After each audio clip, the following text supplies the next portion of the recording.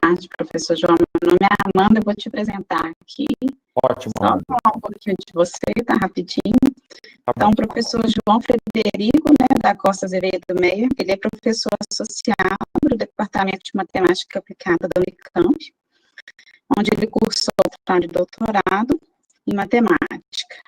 É professor associado da Sociedade Brasileira de Matemática Aplicada e Computacional, da Sociedade Brasileira de Aplicação Matemática, Latino-Americana de Biomatemática.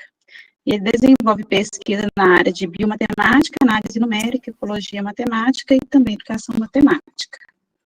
Então, o professor vai falar para a gente sobre um tema muito interessante, né, que é uma aplicação da matemática num desastre que aconteceu aqui em Minas, que é um tema muito próximo de todos nós.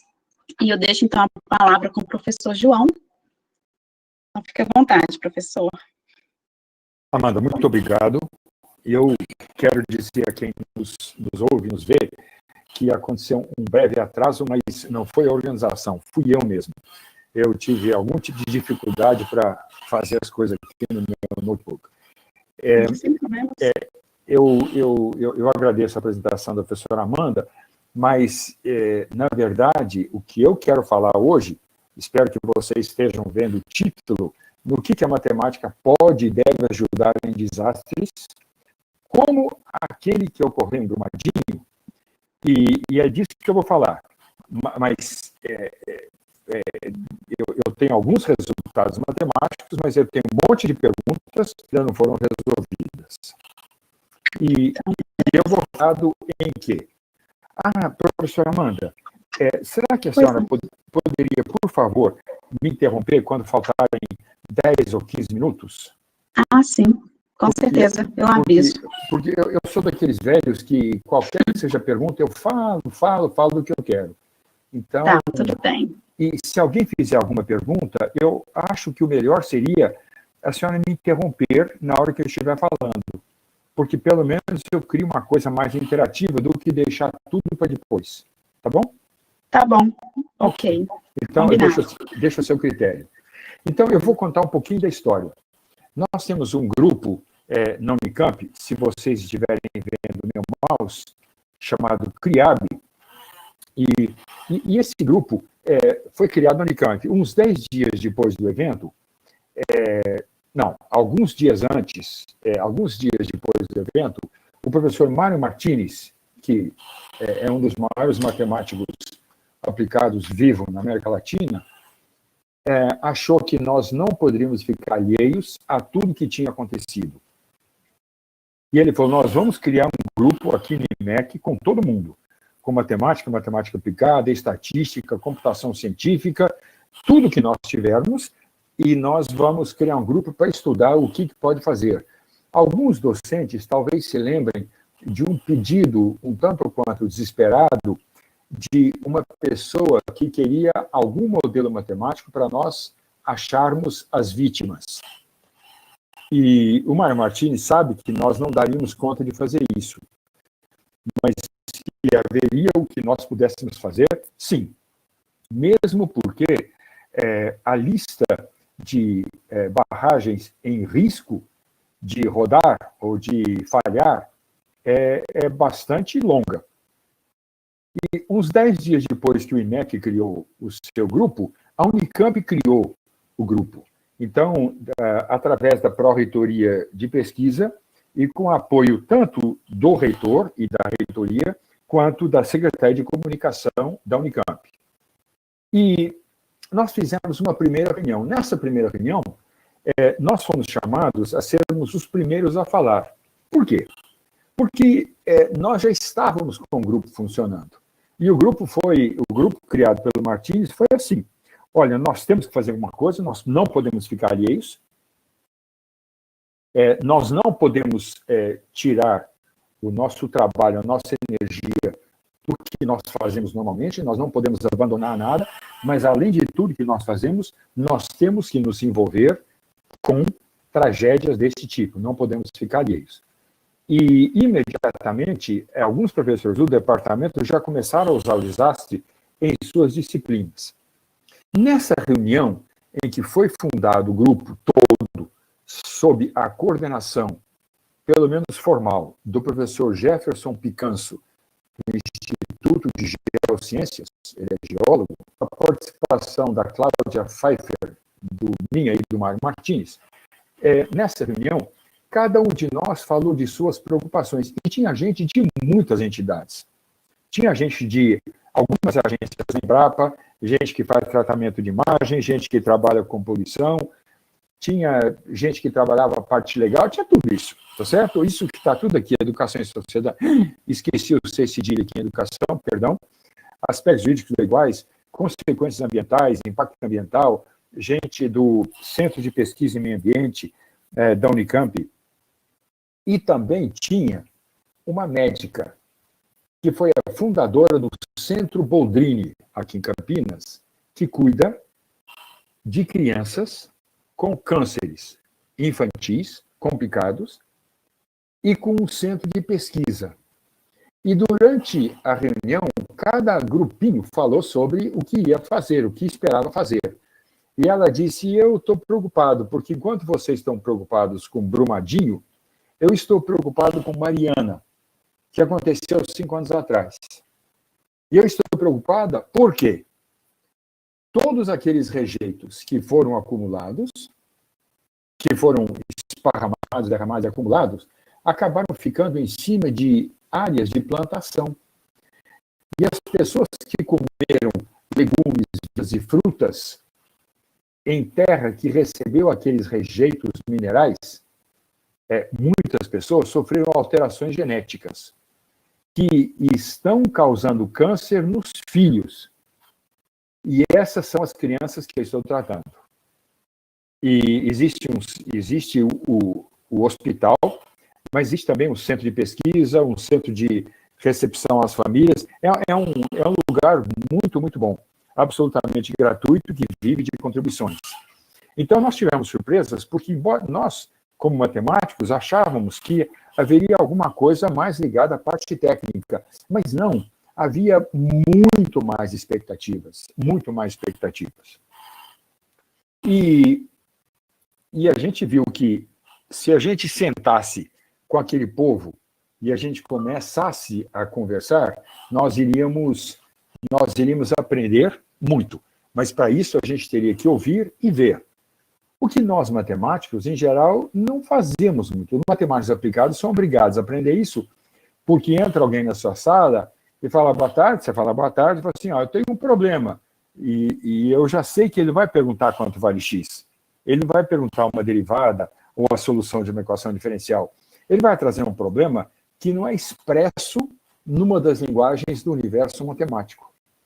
Então, essa pessoa pode ser da geologia, eu já trabalhei com isso, das engenharias, nem se fale, física, ecologia, medicina, política, pode ser também estratégias de governo, e tinha gente lá no grupo que trabalhava com isso, do núcleo de estudos de políticas públicas, tinha gente que trabalhava com as comunidades, são comunidades que moram perto das represas ditas a montante para acúmulo de rejeitos de minérios, estão vivendo em um trauma muito grande, estão apavoradas.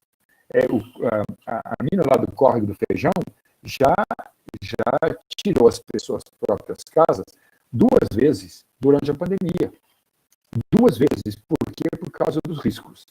Agora, tem muito mais, não tem só isso aí.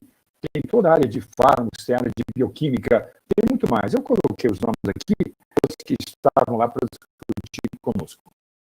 Olha, o que aconteceu em Brumadinho? Eu vou voltar ao comecinho. Será que eu consigo? Consigo. Com o que ocorreu em Brumadinho. Vamos ver. De verdade, o que aconteceu em Brumadinho? Bom, nós sabemos que se rompeu um montante. O que essa expressão a montante significa? Rio acima. Eu não estou falando do ajuste de uma das afinações dos violeiros. Eu estou falando daquilo que acontece de onde vem o rio. O que é uma barragem montante? ela é parecida com outras barragens, os riscos são iguais, as barragens são só de terra, tem o rocamento ou barragens de concreto, e o que ela contém? É sempre líquido. Quando a gente viu os vídeos do rompimento da barragem de Brumadinho, a gente viu aquele barro que andava meio devagar, como se fosse um filme esquisito de ficção científica. É líquido, é viscoso, que tipo de fluido é? Falando numa linguagem de matemática aplicada, de física e de engenharia, qual é o número de Reynolds? Ou seja, quanto mais ele é parecido com água, quanto mais ele é parecido com maionese, com pasta de dente ou com cera de passar em automóvel. Então, essas são coisas que a gente teve que estudar para a gente conseguir saber o que aconteceu em Brumadinho. Eu vou contar para vocês como é que são as barragens. A primeira barragem vejam, o que a mineração faz? Vocês estão vendo o marronzinho, isso aqui, ó? Isso marronzinho aqui é a barragem construída. Ela foi construída. E por causa dos líquidos, tem um dreno. Opa, cadê o mouse? Está aqui. Então, aqui é jogado coisa, e essa coisa aqui não é líquido. Não é líquido. Mas ela não é seca também. Ela eu vou falar numa linguagem informal, ela é meio que molhada. Meio que molhada, é bem esquisito mesmo, né? Em cima pode ter um fio d'água, mas aqui não. E aqui tem a represa original. Aí a mineradora vem e enche tudo até esse nível. Mas a mina continua a funcionar. O que eu tenho que fazer? Eu tenho que construir um alteamento. Aqui eu construí esse alteamento assim. Aqui eu construí esse alteamento assim. Aqui eu construí esse alteamento assim. Então, depois que eu enchi essa parte da represa, depois que eu enchi, atenção, e se vocês quiserem... Aliás, seria muito saudável para todos nós se vocês duvidarem de tudo o que eu disser. Isso é muito saudável. O Fernando Pessoa tem um poema em que ele diz que ele fala assim: ontem eu falei com o pregador das verdades dele. Então eu estou falando com vocês de verdades nas quais eu acredito. Elas não devem ser automaticamente verdades para vocês. Eu acho que vocês devem duvidar e tentar confirmar o que eu estou falando. Eu e qualquer pessoa que faça uma conferência, uma palestra para vocês, seja ela acadêmica, seja ela política, enfim, qualquer coisa, não vou entrar nisso. Mas então, a mineradora enche a represa até aqui. Então a represa está lotada, eu não posso colocar mais coisa aqui, senão derrama. Olha aqui, ó, eu enchi a represa até esse nível aqui, onde está o marronzinho. Se eu colocar mais, ele vai escorrer por aqui. Isso tem até um nome.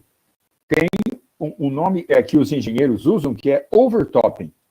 É de uma linguagem meio bárbara, né? Over e top, é que passa por cima. Então, tudo que... A gente é que tem nomes, né? A gente é que tem nomes esquisitos para mostrar isso daqui. Então, o que a empresa tem que fazer? Atenção, eu não estou brincando. Eles pegam esse material que está aqui, e com o material que está aqui, eles constroem um alteamento da represa, apoiado no material. Então, na esperança de que isso aqui esteja seco, eles constroem um alteamento desta represa aqui. Neste caso, eles pegaram esse material e construíram um alteamento aqui, tá certo? E fizeram um dreno que vem de diversos lugares aqui e vai embora para lá. Ou seja, cada vez que você constrói um alteamento, você coloca um novo dreno para poder jogar fora tudo o que tem de água. Agora, esse dreno aqui, ó, ele faz assim, vem para cá, faz assim, vem para cá, e vem para cá, e aí ele drena. Ou seja, uma parte desse líquido vai sempre ficar no rejeito que está represado. Quando essa represa encher até aqui, eles fazem tudo de novo. Ou seja, eles pegam o material que foi jogado fora, constroem um alteamento, e aí a represa tem todo que encher aqui e chegar até aqui. Aí, olha, mas isso aqui não se sustenta. O que eu vou falar para vocês? Nesse caso, sim, se sustenta. Esta represa é dita amontante, porque o alteamento é na direção de que vem o escoamento. É nessa direção que é alteada a represa. Aqui, a gente alteia na direção para onde vai a represa, para onde escorreria a água. Tá certo? Então, isso aqui é dita a jusante. E existem os alteamentos que são alteamentos pelo centro. Bom, aqui também foi enchendo, mas foi enchendo. Bom, ok. Agora,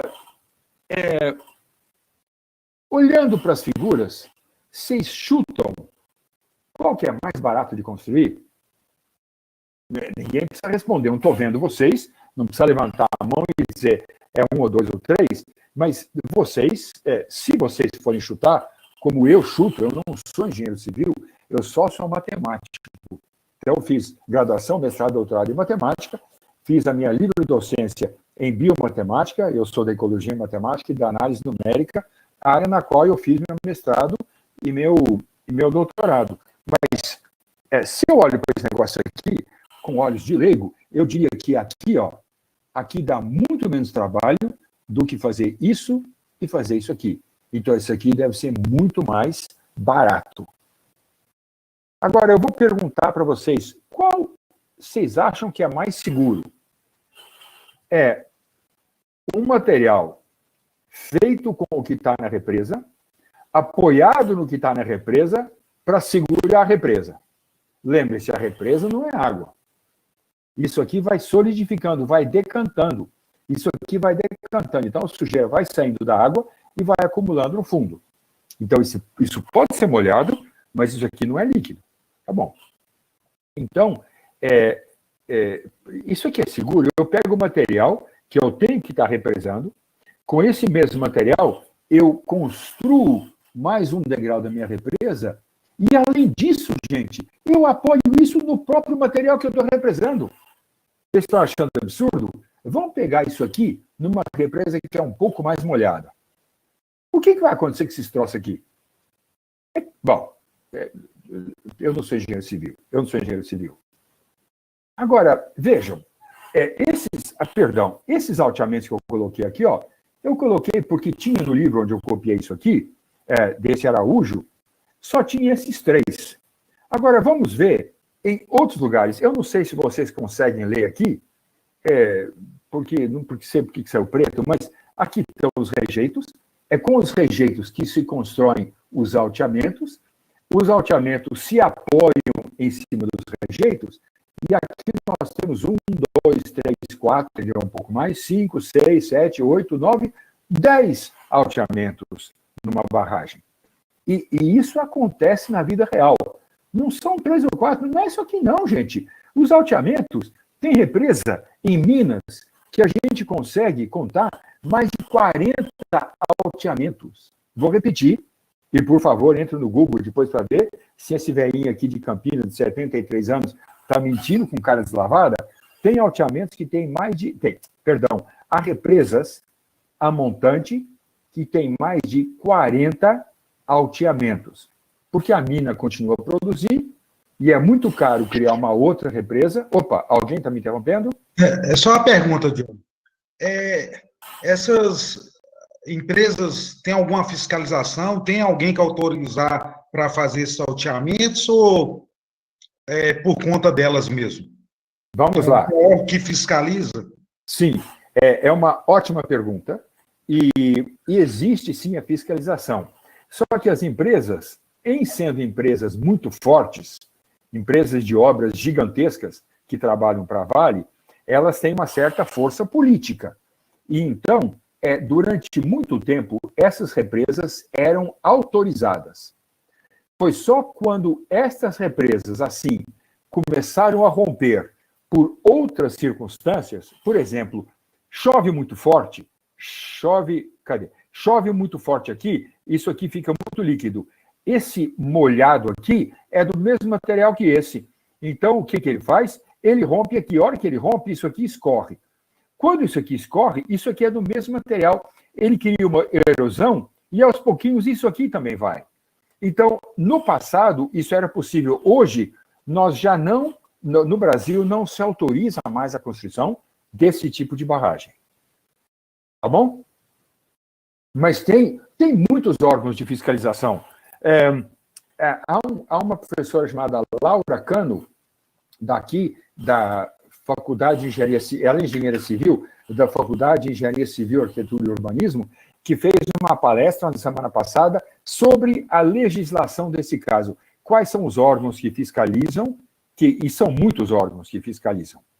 Infelizmente, a fiscalização, no tempo dessas barragens mais antigas, algumas, inclusive, que estão abandonadas, nesse tempo, ainda era autorizada essa construção. Agora, eu vou mostrar para vocês aqui a barragem. Esta foi aquela que rompeu. Esta foi aquela que rompeu. Quantos alteamentos nós vemos aqui? Isso aqui é uma estradinha, mas eu vou esquecer essa estradinha aqui, vou contar isso aqui. Primeiro alteamento, segundo, terceiro, quarto, quinto, sexto, sétimo, oitavo, acho que eu errei, né? Nono, 11º e 12º alteamentos. Então, essa represa tinha 12 alteamentos. Então, ela foi construída cá embaixo, foi enchendo, e aí eles foram construindo mais alteamentos para jogar mais material. Esta outra represa que fica do lado é uma represa que teve 1, 2, 3 alteamentos. Agora, eu não sei quem foi que me perguntou sobre empresa de fiscalização. Não sei quem foi que me perguntou, mas eu espero que a pessoa não tenha ficado chateada com a resposta que eu dei e essa pessoa consiga ver aqui um pequeno rabisquinho claro, onde não tem mato. Esse rabisquinho é uma fenda que apareceu. Uma fenda que apareceu. E isso aqui é o que aconteceu antes, isso aqui é o que aconteceu depois. Não parece que é a mesma coisa. Olha, aqui eu tenho esta represa aqui, parece um lago, mas não é. Isso aqui é uma, como direi, isso aqui é uma, aqui tem aqui tem água, mas aqui tem uma gosma. Então eu vou mostrar essa represa de novo. Está aqui, ó. Aqui tem a gosma e aqui tem água. É porque choveu muito. E aqui está esse desastre exatamente onde aconteceram já esqueci a conta que eu fiz, os 12 alteamentos lá. Então, isso daqui é o resultado de Brumadinho. Ó, se vocês olharem, nós ainda conseguimos ver alguns alteamentos aqui, porque a enxurrada não deu conta de cobrir. Mas aqui, a hora que ela começou a vazar, ela passou por cima de tudo, e vocês podem ver umas coisinhas aqui de alteamento que ela detonou completamente. Então, isso é a represa. Nossa, gente, era para ficar mais bonitinho esse mapa aqui. Mas aqui vocês têm o rosto do desastre. Aqui é a represinha B, que não rodou, que não rompeu. Aqui eu tenho a represa A. E esta mancha marrom claro, mostra tudo o que ela inundou. Ela, inclusive, inundou uma represa que tem aqui. Mas essa represa não rompeu. Porque era muito pequenininha e resistiu. E se vocês olharem, esta mancha de poluição chegou até ao rio. O que me faz pensar no que disse a doutora Silvia Brandalize. Existem efeitos duradouros por causa da toxicidade dos rejeitos minerais que estão em toda essa terra e que estão na água que vai ser bombeada para todas essas propriedades agrícolas que tem aqui e para todas as cidades que tem ao longo do rio, de onde essas cidades tiram água. Então, aqui eu tenho o rosto, porque essa figura é bem pessoal, mas aqui tem uma cara da tragédia. Vocês veem a força, a altura disso aqui é gigante. Isso aqui é uma linha de trem, e aquele movimento de barro levou tudo embora, lá para baixo, para o rio Paraopeba, que é o final da mancha. Então, ela estava chegando no final do estrago, e ela arrebentou essa ponte. Eu estou falando, gente, porque não é só o rompimento da barragem, tem muito mais que faz parte do trágico dessa tragédia. É muito mais. Olha, eu vou lembrar para vocês, algumas barragens se romperam. Essa aqui eu tive que estudar por conta de uma consulta que foi feita à Universidade Federal Rural do Rio de Janeiro, e uma pessoa que tem lá, que sempre trabalhou comigo, me incluiu nesse grupo aqui, e a gente estudou a poluição do Rio Paraíba até chegar lá em Campos de Goytacazes, a uma localidade chamada de Atafona, que é onde o Rio Paraíba entra no Oceano Atlântico. E a sujeira poluiu todo o Rio Paraíba, inclusive afetou dramaticamente a pesca em Atafona. A cor do rio mudou. Na hora em que o Rio Paraíba, aquele tamanhão gigante, passa do lado da cidade de Campos de Goytacazes. Depois, em Mariana, vocês se lembram, teve a represa que rompeu lá, isso aconteceu há 5 anos, e que emporcalhou o Rio Doce até Linhares. Eu acompanhei um pouco mais esta poluição dramática do rio, porque há uma professora de lá da cidade de Colatina que resolveu estudar em seu mestrado o comportamento da poluição na região urbana de Colatina. Colatina fica nos Linhares. Linhares é onde isso aqui vai para... Isso aqui é onde o Rio Doce vai desaguar no Oceano Atlântico. E na tese dela, ela verificou o seguinte: gente, a poluição não está indo embora, a poluição está parada aqui. E é claro que as pessoas, especialmente da política local, disseram: você está muito enganada. Pode dar uma olhada nessa água, agora que essa água está limpa. Até que, mês e meio depois, teve uma chuva fortíssima. E a hora que toda aquela água desceu o Rio Doce, a água revolveu o fundo.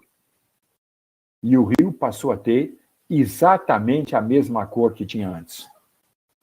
O mesmo marrom esverdeado passou a ser a cor do rio. A poluição realmente não tinha ido embora. Então a matemática teve o que dizer. A matemática falou: gente, toma cuidado. Se a água estiver limpa, está limpa em cima. Vocês querem ver se a água está suja? Vai lá para o fundo para ver como é que ela está. Agora, vamos esquecer a história. Vamos pensar só no ano de 2020. Que eu sei. Machadinho do Oeste, na Rondônia, romperam-se 2 represas. Essas represas, eu não sei para a pessoa que me perguntou sobre os órgãos de fiscalização, aqui é complicado, porque o órgão de fiscalização já tinha chamado a atenção para essas represas. Mas quem que eram os donos dessas represas? Eram firmas que não existem mais. Não existe mais a firma. A hora que ela rodou, não tinha quem culpar. Isso aqui escangalhou com toda a pesca, toda a agricultura da região. Não morreu ninguém. Por isso que ninguém ficou sabendo. Teve uma outra represa. Mas na Rondônia ninguém cuida. Sim, isso daqui aconteceu entre Assis e Presidente Prudente. Gente, não são cidades, não são vilarejos. Não são vilarejos.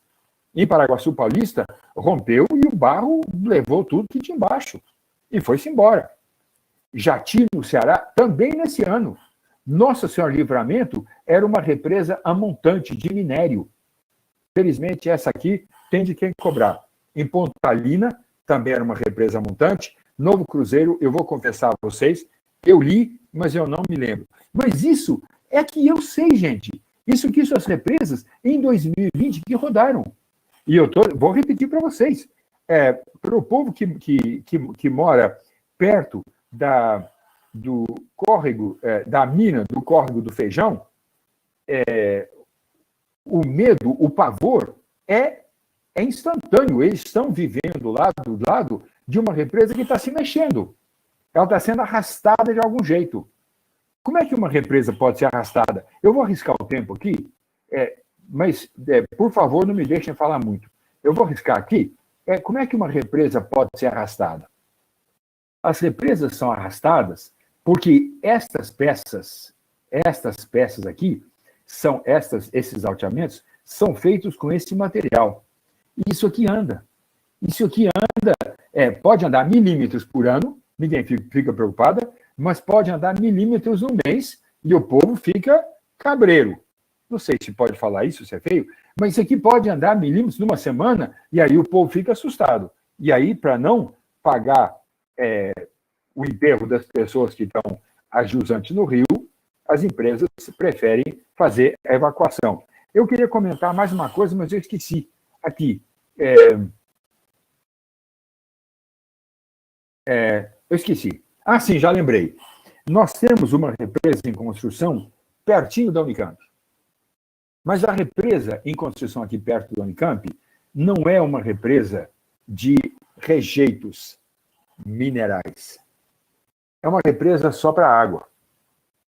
Agora, imagine você que vive a 700 metros dessa represa, que vai ser construída de concreto, que tem muito menos risco. Aliás, dizem os especialistas que uma represa para água tem 100 vezes menos risco do que uma represa para rejeitos minerais. 100 vezes menos. Mas você imagina uma pessoa que comprou o terreno, construiu lá sua casa, e aí ele começa a ver subir aquele paredão que vai encher de água a 700 metros da sua casa, o pânico, o efeito social é gigante. Eu estou falando isso porque, do ponto de vista da matemática, nós não temos só aquelas equaçõezinhas a derivadas parciais, não.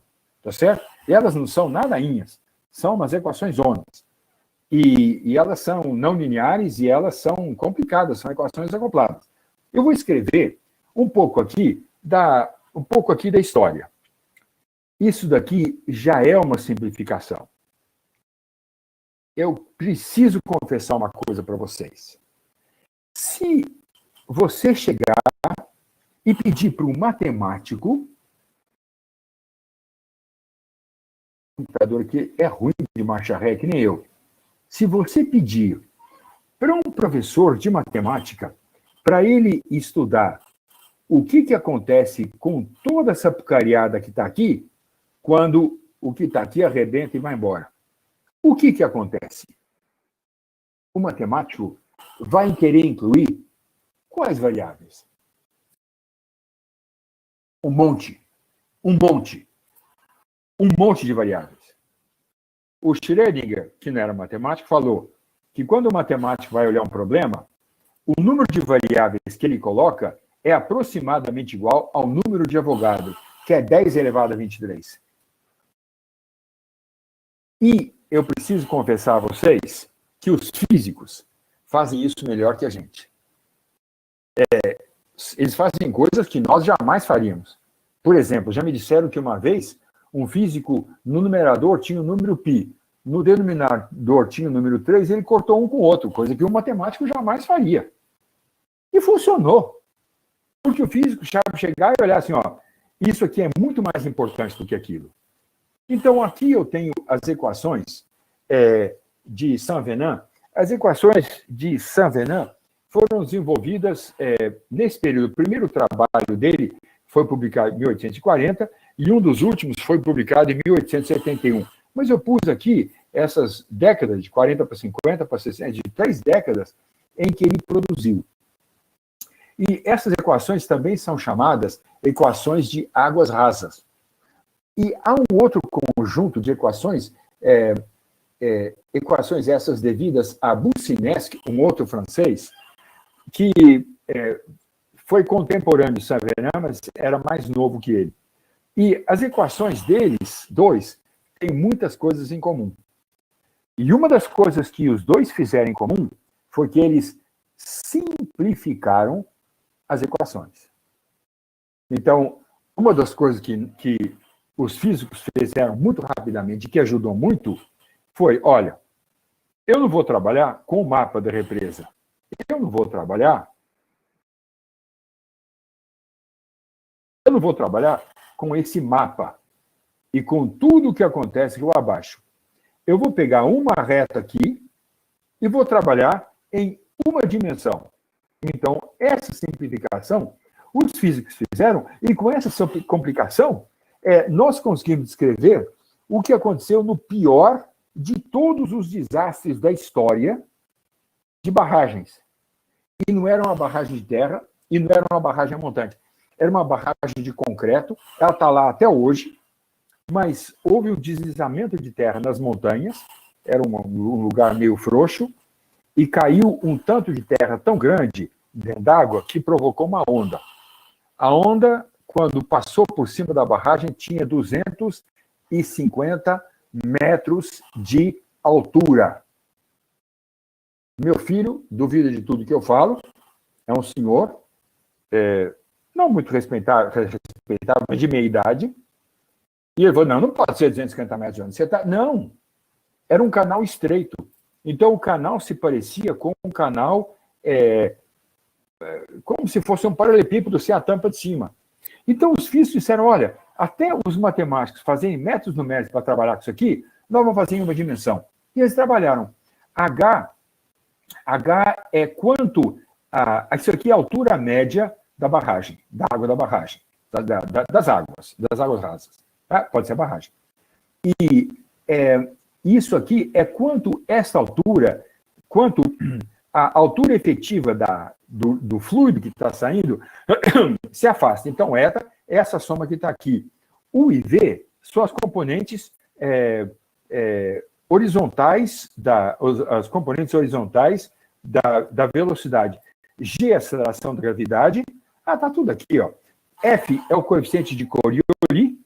Eu simplifiquei e eu disse que no nosso planeta, F é dado por π sobre 6 seno de φ, onde φ é a latitude. Ou seja, o efeito de Coriolis tem a ver com a rotação da Terra. E tudo depende de muitas coisas. Ou seja, se eu estou numa latitude lá para cima, perto do Polo Norte, em um dia eu ando uma distância pequena. Quando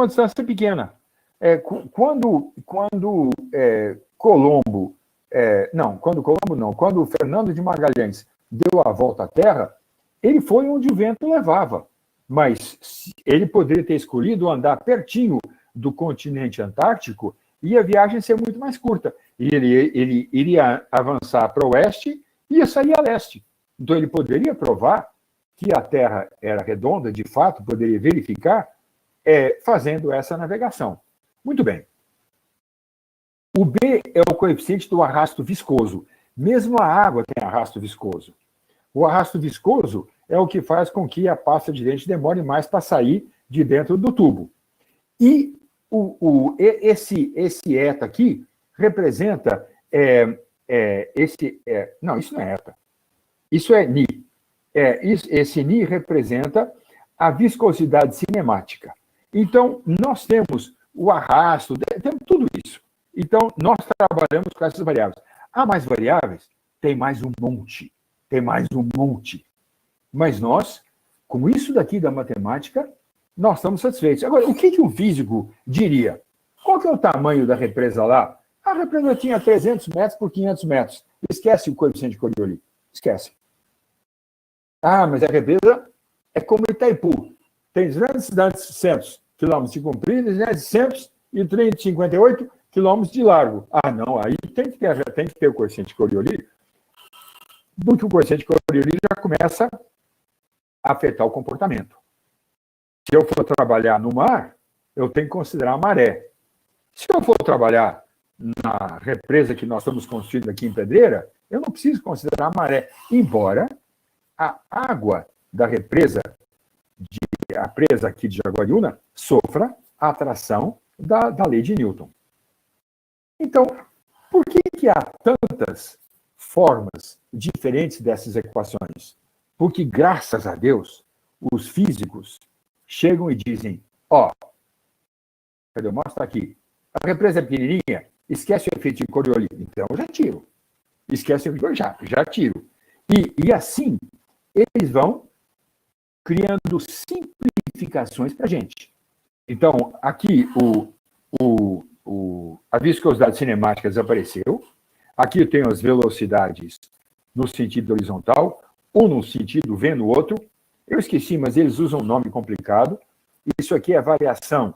Isso aqui é a variação temporal da diferença entre a altura efetiva do fluido e a altura média do fluido e a altura em que está o tanto que está escorrendo.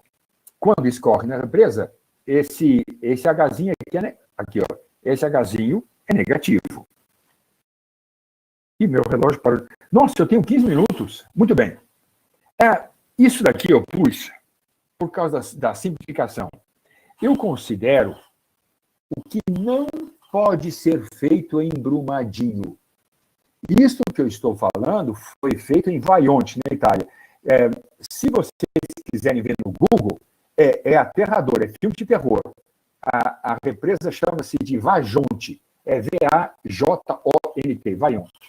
E isso aconteceu no século passado, mas as fotografias são impressionantes. Então, lá havia um canal estreito por onde a onda correu. E a primeira tentativa foi fazer com que a gente considerasse tudo isso aqui com simetria de translação. Então, se eu considerar só o que acontece ao longo desse eixo que está aqui, ó, eu considero só esse rabisco que aparece aqui, aí eu reproduzo o rabisco para os lados. Então, eu consigo fazer uma simplificação, neste caso, foi na base daquela lei do, aspas, o que temos para hoje. Então, as pessoas felizmente, juntando físicos com matemáticos, com gente que faz computação científica, nós podemos, e nós temos feito simulações muito importantes. Eu preciso dizer a vocês o seguinte, eu estava trabalhando com esse notebook, e para não estragar a bateria, eu não trabalho com ele sempre carregando. Eu carrego, tiro e acabo, até ele apita e fala assim, você tem mais 7% só. Aí eu clico de novo e pronto. Só que eu estava trabalhando na palestra e eu me esqueci, ele desligou e eu perdi tudo que eu tinha.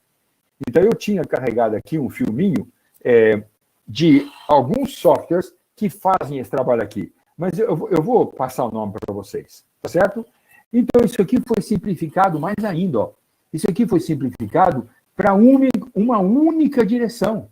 Olha aqui, ó. Uma única direção. Tá certo? Então, aqui eu tenho efeito cinemático, aqui eu tenho efeito difusivo, e aqui eu tenho efeito dinâmico da onda. Como que a onda corre. E olha como os físicos ajudam a gente. Esse negócio de cortar 3 com π, dá até raiva, mas funciona. Eles usam área transversal. Então, eles estão usando, para considerar isso aqui em uma dimensão, eles usam essa área para estimativa de fluxo. Gente, vamos falar a verdade? A matemática é realmente fantástica. Muito bem. O Renato Teixeira, vocês conhecem o Renato Teixeira? Que é o que canta Sou Caipira, Pirapora, Nossa Senhora de Aparecida, tá? Ele tem uma outra moda em que ele diz que o simples resolve tudo. É muito bonita essa moda também, só que não fez sucesso. E o simples resolve tudo, mas tudo na vida, às vezes... Bom, enfim, não vou cantar. Vocês são poupados de uma exibição patética. Mas ele diz que o simples resolve tudo. Não é verdade, gente. Mas é sempre assim que a gente começa. E eu não estou aqui falando da represa de Brumadinho. Eu estou falando com tudo o que aconteceu depois do derramamento na represa de Brumadinho. As únicas equações que nós temos para trabalhar com esse problema não são... Sim. O senhor tem mais 10 minutos, ok? Só para avisar. Muito obrigado. Eu não vou estourar meu tempo. Tá, ok. Obrigado. Então, a gente pode ser obrigado a trabalhar em R2. Em Brumadinho vai acontecer isso. Mas em Vajont, trabalhou em uma dimensão, porque com 250 metros de onda, a altura vertical era muito mais importante que o X e que o Y. Bom, o Y nem contava ali. Agora, em Brumadinho, como nós estamos usando imagens de drones, imagens de satélites, nós temos trabalhado em R2. Mas pode ser necessário, muitas vezes, trabalhar em R3. Espera um pouquinho, gente. Não é fácil assim, não. Porque ainda tem um tempo. Olha aqui, ó. Cadê? Aqui. Ó. Aqui eu tenho variação em X, tem variação Y e tem variação em T. E eu tenho o meu resultado, que é a altura da onda. Então, eu tenho 1, 2, 3, 4 dimensões. Então, vocês já podem ver que a gente precisa, gente, que faça uma ilustração ou um filminho para o efeito qualitativo do que acontece. Aqui não, aqui nós estamos usando, embora o desenho seja HXY, esse tipo de consideração se presta notavelmente a uma abordagem unidimensional. Unidimensional no espaço, mas ainda vai ter o tempo. Então, a gente ainda vai ter que trabalhar com T e X, os dois pertencentes a intervalos em R. E a gente só complica quando a gente é obrigado a complicar. Então, de novo, essa conjectura empírica não foi demonstrada ainda pela matemática formal do Renato Teixeira, que é que o simples resolve tudo. Eu posso garantir a vocês que não é verdade. Toda vez que eu acho que a gente consegue resolver um problema simples, o problema se complica. Como esse problema de Brumadinho. A gente consegue fazer a solução analítica disso aí? Nem pensar. Nós ainda não inventamos essa matemática. Alguns de vocês acham que a matemática é descoberta. Eu até topo discutir, mas para a matemática ser descoberta, alguém tinha que cobri-la. E como eu não sei quem foi que cobriu a matemática, eu prefiro pensar na matemática que é inventada. E quais são as técnicas que nós temos que não são técnicas analíticas? Olha, gente, eu vou contar uma historinha para vocês, que existem dois pesquisadores, Kermack e McKendrick, que estudaram doenças. Começaram estudando a peste bubônica, depois a cólera, e hoje nós usamos o sisteminha deles para estudar muitas outras doenças, como a Covid. E uma das coisas interessantes nesse trabalho é que eles fazem uma solução analítica do sistema de equações diferenciais. Analítica com muita boa vontade, porque embora eles tenham usado só ferramentas analíticas, eles tiveram que calcular uma integral do argumento da tangente hiperbólica.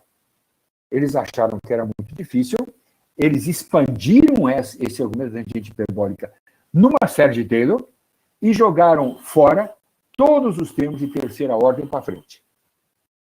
Então, mesmo a solução analítica era aproximada.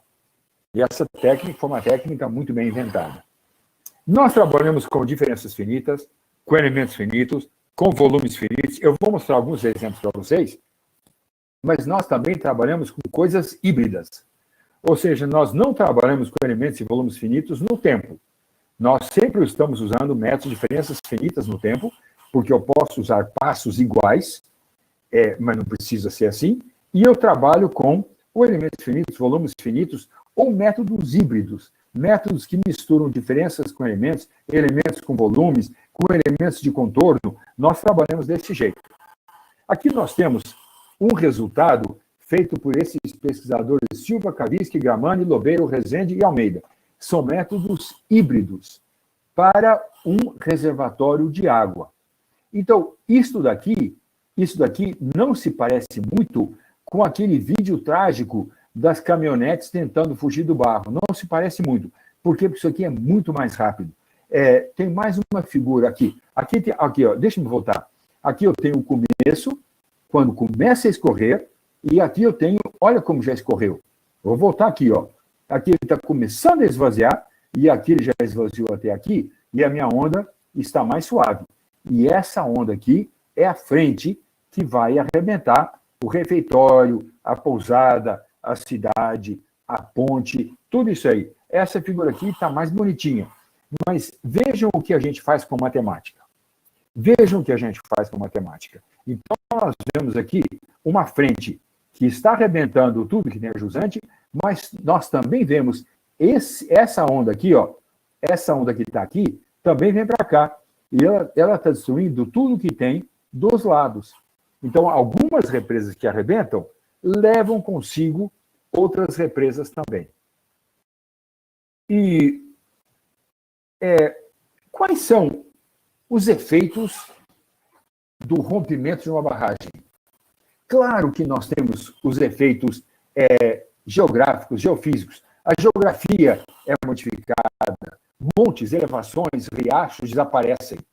Tem danos socioeconômicos. Econômicos assim, porque aquela enxurrada de rejeito mineral estraga toda uma plantação de castanha pecan, por exemplo, arrebenta com plantação de manga, com trigo, com soja, arrebenta tudo. E economicamente, não é só a perda da lavoura neste ano e nos próximos 20 anos. Também existem as perdas como a ponte que a gente vai embora, como pedaço de cidade, como pedaço de estrada, socioambientais. E vocês acham que São José dos Campos destruiu a mata ciliar do rio Paraíba do Sul? Gente, a hora que desce uma montanha daquela, não tem árvore, arbusto, grama que resista, não tem uma camada de solo fértil que resista.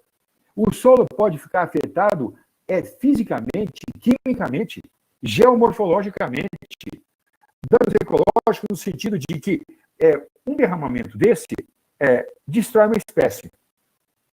Uma espécie de peixe, por exemplo. Agora, esse peixe é um peixe que come a sementinha da fruta e que vai soltar essa sementinha nas fezes lá embaixo. Então, ele faz a dispersão dessas frutas. E essas frutas reúnem muitos insetos que fazem a polinização de certas plantas. Então, há certas plantas que não têm nada a ver com o derramamento, que estão lá em cima da montanha, mas elas vão sofrer ecologicamente o efeito daquilo que aconteceu. Então, estradas, comunicações, pontes, linha de transmissão, tudo isso aqui vai embora. E até tributo. Tem uma cidade que vive dos tributos da área rural. Não tem mais área rural, acabou. Ao longo de anos, mudança genética duradoura. Isso aqui é feito. E a matemática pode e deve fazer algo. Desculpa, estou falando muito alto. Pode e deve fazer coisa nesse sentido. Com mudanças genéticas. Eu falei para vocês que as pessoas que foram expostas aos rejeitos minerais lá em Mariana, essas pessoas, com as mudanças genéticas, têm tido muitos filhos com autismo e com certos tipos de cânceres. E nós tivemos uma turma do Instituto de Matemática que fez um curso de verão com crédito, tudo certinho, tudo é um curso normal. Só que eles tinham aula todo dia. E os primeiros 3 dias, eles visitaram o Hospital de Câncer Infantil, o Centro de Pesquisa, os laboratórios, eles passaram 3 dias entrando em contato com problemas. Voltaram para o INEC e começaram a formular modelos para resolver esses problemas. É claro que não foi assim.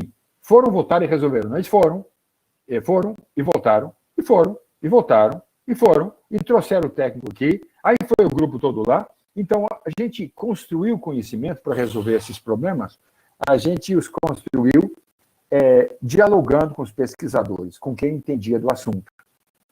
Como nós temos que fazer no caso de romper uma barragem. O interessante é que a aprovação dessa disciplina era ter um trabalho aprovado no CNEMAC.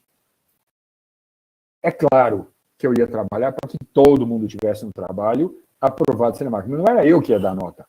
Era a comissão científica do CNEMAC que ia dar nota. E eu só ia aceitar que todo mundo passasse. Então, esses efeitos genéticos têm trabalhos de matemática para serem feitos, sim. Não são só aquelas equações que eu tenho lá, equações de 1800 e lá vai pedra. Não! Tem muita coisa que nós nem sabemos descrever.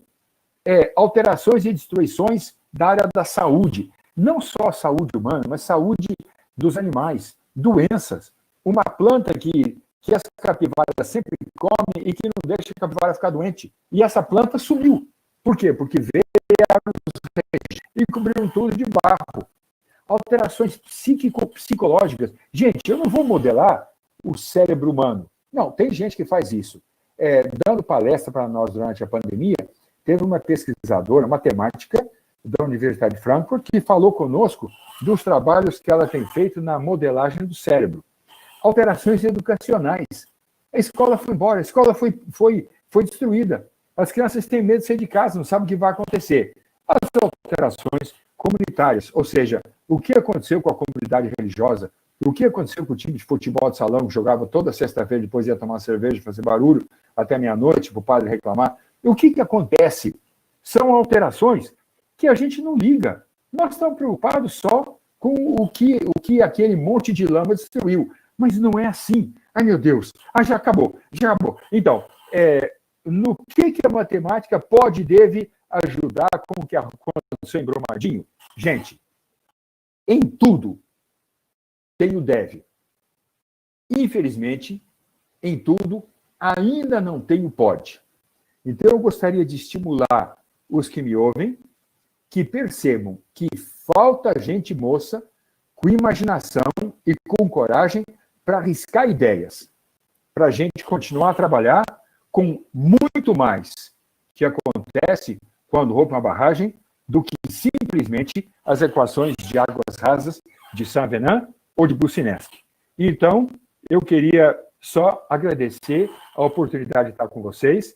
Eu conheço e respeito muito os professores que me convidaram, o professor Marcelo, a professora Gilcélia, e eu tenho um carinho muito especial por Lavras. Eu já tive em Lavras muitas vezes para discutir a extensão e também em São João del Rei, e eu tive em São João del Rei a trabalho e a passeio também, e eu recomendo a todo mundo.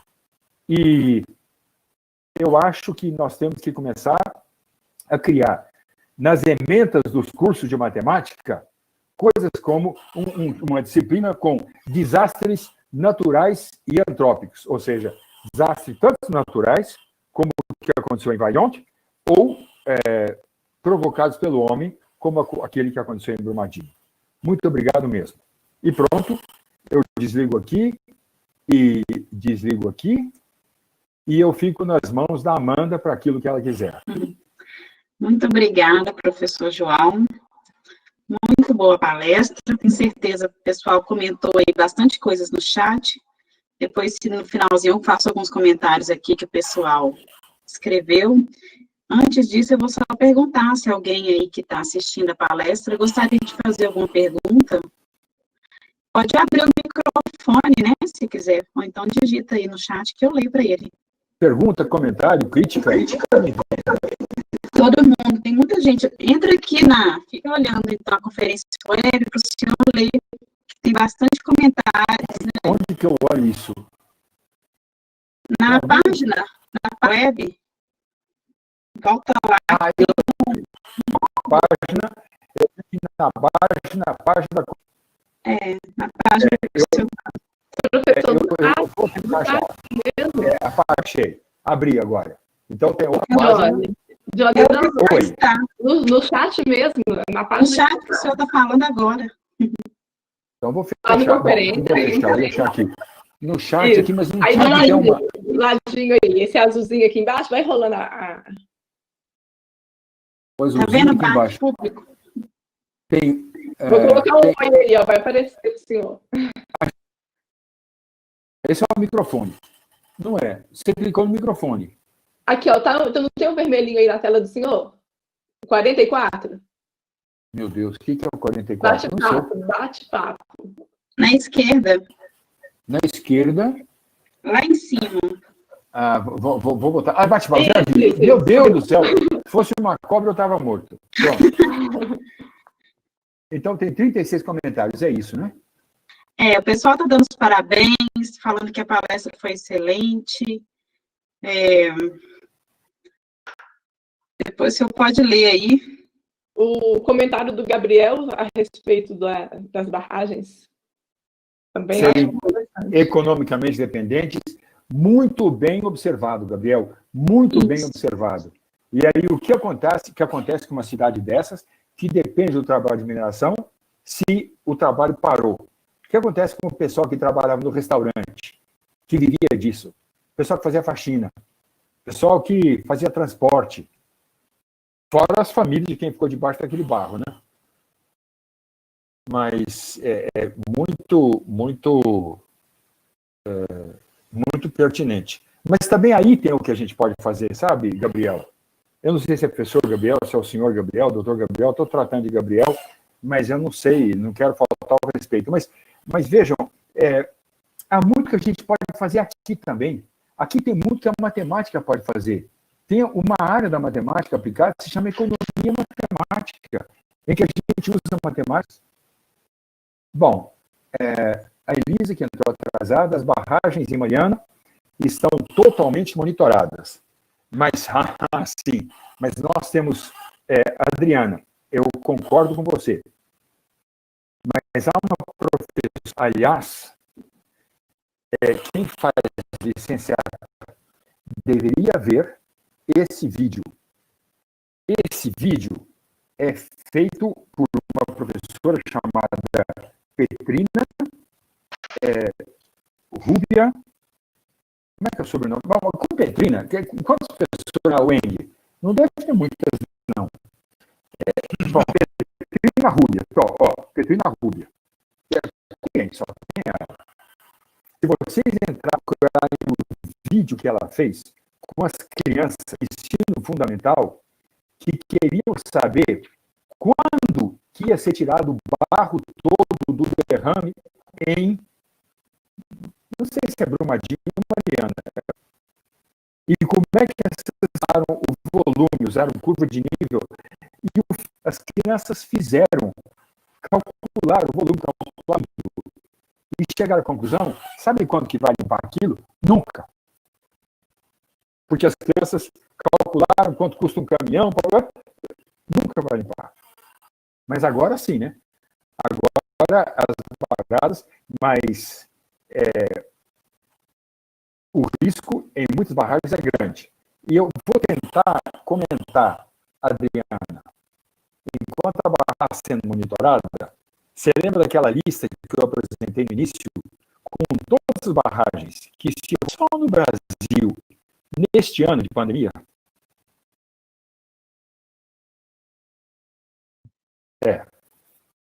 Desculpa, gente, eu pus uma luzinha aqui para vocês poderem me ver direito, mas eu esqueci, então eu estava aqui como um ser misterioso.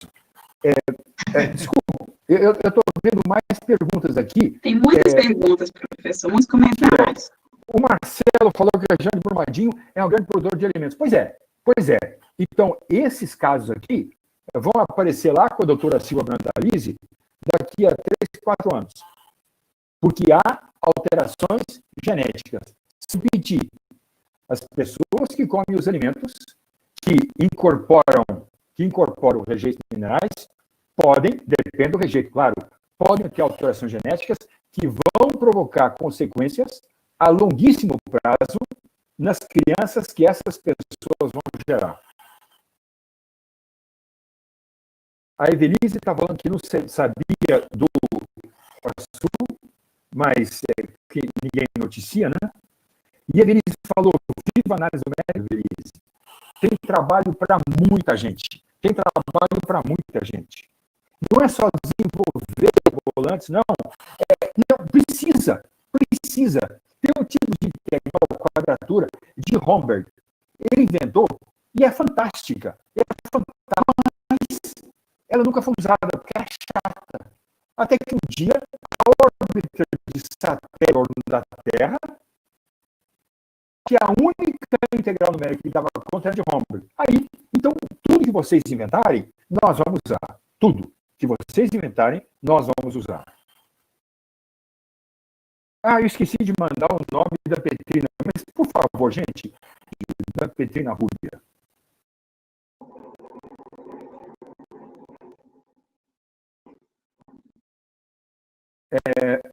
Adriana, que está sem áudio, disse que no distrito de Antônio Pereira há uma represa em risco. E é verdade, Adriana, nós recebemos aqui o aviso. Conhece onde construir de barragem? Fernando, eu não sei.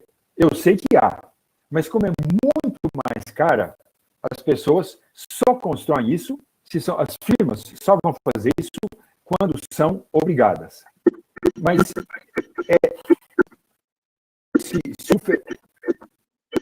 Fernando, se você está tentando falar, eu não consigo entender nada.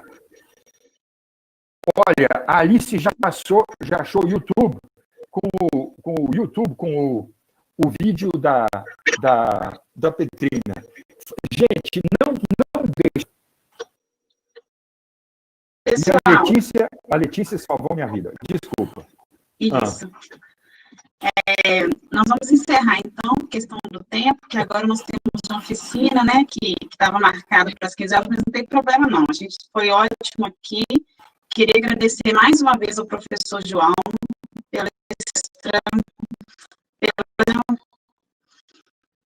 muito bom estar presente, pelo tanto de comentar. O pessoal gostou muito, então, meus parabéns. Nossa. Professora Amanda, muito obrigado. Não, era a Amanda. Amanda, desculpa com o descuido do tempo. Eu sou daqueles que perguntam, eu falo o que eu quero.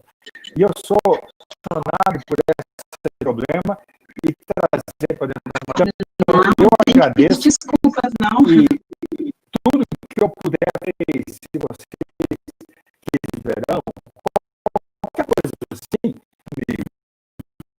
que eu